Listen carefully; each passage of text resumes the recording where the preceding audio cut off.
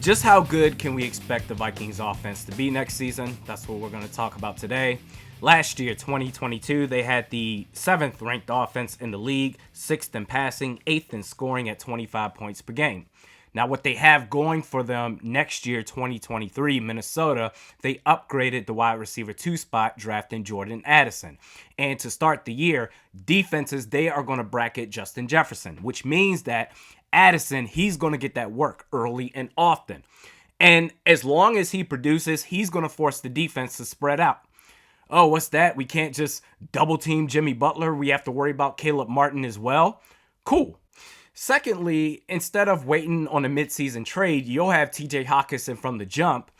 Also, until I'm told otherwise, regarding Dalvin Cook. Yes, the Vikings last year, they had the 6th fewest rush attempts as a team, but as a player, Cook had the 6th most rush attempts in the league last year. We are going to run a running back by committee. Different types of backs with different skill sets to consider if you're the defense. Justin Jefferson, after 3 years out of LSU, I would argue has not entered his prime yet. He's only going to get better. And you do have Kirk Cousins, one of the more accurate quarterbacks in the league. Now, the hits are still going to be there. Last year, the Vikings allowed the 2nd most sacks. The interior offensive line was the culprit, and the Vikings front office, they decided to run it back. You can't do the same thing and expect different results. But Kirk has shown that for the most part, he can weather that storm. You have the quarterback and the weapons to create mismatches all over the field. But to me, this comes down to execution. The Vikings last year, they were the ultimate sear team. You ever go to a restaurant, you order a chicken, it comes out, it looks perfectly cooked from the outside, you cut into it, it's still clearly raw on the inside. Scoring by quarter last year, Minnesota, in the first quarter, top 10. And I attribute most of that to the scripted drive, the first possession, because you had practiced it all week long to where by the time it's game time, you don't have to think about it, you just go ahead and do it. Second quarter, you went from top 10 to 18th. Third quarter, dipped a little bit further to 22nd. Fourth quarter, number 1 in the league. The game had forced your hand. At that point, you're having to make all these crazy comebacks to where it's like, all right, screw everything we talked about. We have to score now by any means, damn it. Play calling has to improve. Very conservative in the middle of games, but I will say it's very impressive with the Jekyll Hyde approach to still have a top 10 offense in the league. That's pretty damn nice. But I will say year 2 of Kevin O'Connell, his play calling will get more consistent. Plus the talent you have, high octane offense, top 5 in 2023. Last week, the NFL approved of a new fair catch kickoff return rule, can now signal fair catch anywhere inside the 25, first down at the 25-yard line. I think it's necessary, and here's why. Prior to 2016, when the touchback would start you off at the 20, the kickoff return was a big deal, Cordell Patterson for the Vikings. Since that time, the kickoff has become nothing more than a formality. It is a monumental waste of time for the viewers. And I'm going to go over these stats. The last 5 years of the 20-yard rule compared to the last 5 years of the 25-yard rule.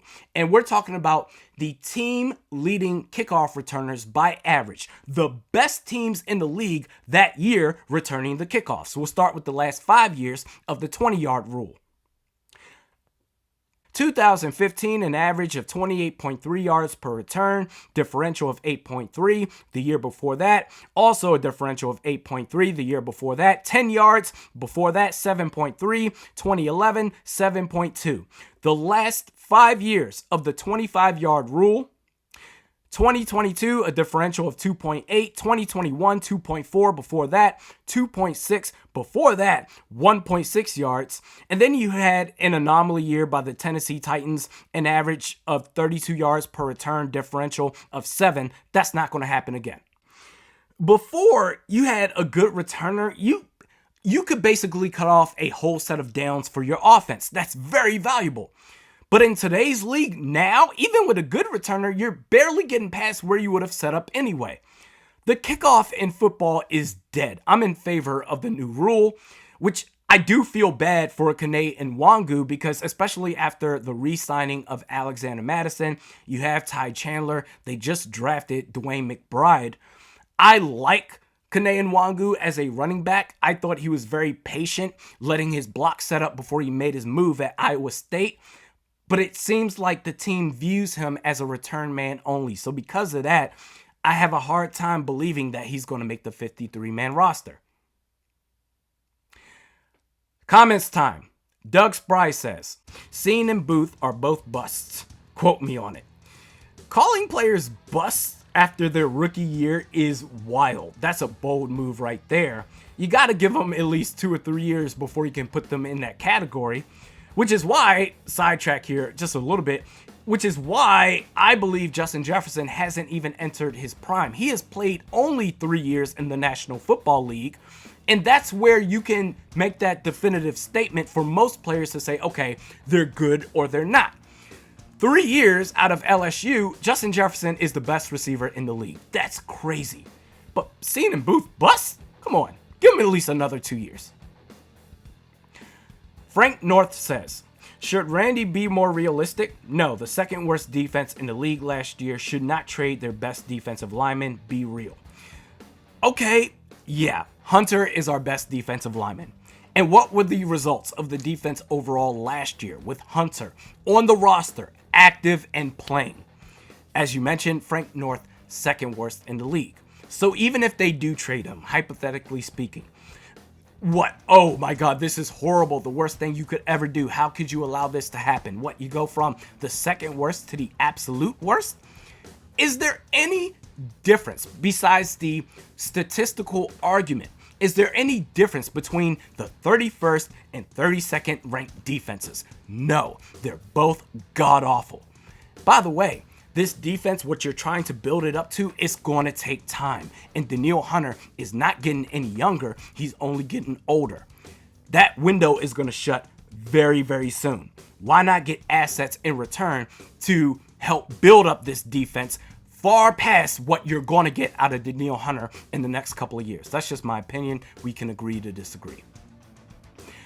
Lastly, Brenton Atkins says, can't wait to see this Flores-led defense. We will at least make mistakes going fast instead of playing soft, trying to avoid mistakes that still happened anyway.